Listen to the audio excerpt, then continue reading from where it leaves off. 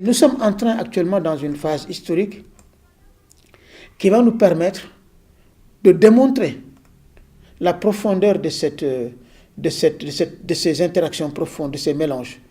C'est toute la révolution génétique, l'ADN.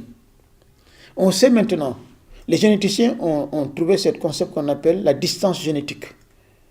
On sait maintenant que deux peuples peuvent vivre côte à côte, de couleurs différentes, de religions, mais ne pas avoir le même ADN, mais avoir des ADN avec des peuples qui vivent dans des contrées très lointaines, mais qui sont du même ADN parce que les grandes migrations humaines ont fait que les communautés se sont séparées à travers les âges. Les Lemba, c'est une communauté africaine, de dos noirs africains, qui vivent en Afrique orientale, du sud de la Tanzanie jusqu'au Mozambique, l'Afrique du Sud.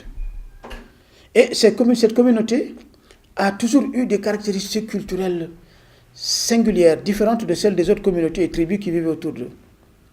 Et quand on interrogeait les Lemba, au 19e siècle, ils disaient, nous sommes une des premières tribus juives, ils disaient.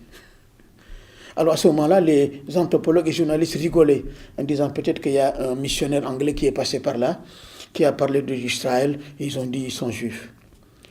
Jusqu'au jour où il y a une quinzaine d'années, vingtaine d'années, à cause de la différence extrêmement marquée des pratiques culturelles entre les Lemba et les autres communautés qui les entourent, ils ont créé une équipe multidisciplinaire de généticiens, d'anthropologues, de sociologues, d'historiens, de géographes. Et ces gens se sont mis à travailler, ils ont mis plus d'une dizaine d'années à travailler.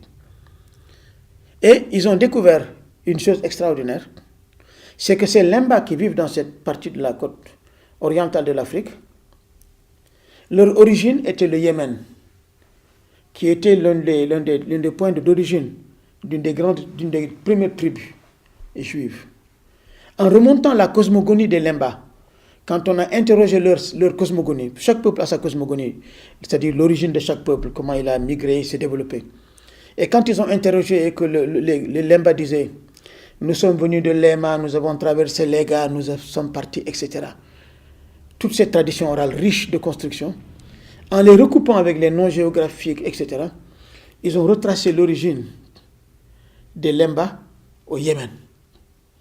C'est-à-dire ces noms de rivières, le lieu, ils les ont retrouvés. Et ensuite, c'est à ce moment que les généticiens qui étaient dans l'équipe américaine, anglo-américaine, ont utilisé l'ADN.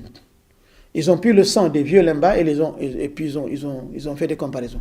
Et ils ont découvert, c'est ce qui a bouleversé tout, que les Lemba avaient le même ADN que les Kohen. Dans la communauté juive qui est marquée par la diversité comme toutes les communautés, les Kohen représentent un nom de prêtrise. C'est une famille de prêtres Kohen au départ, historique.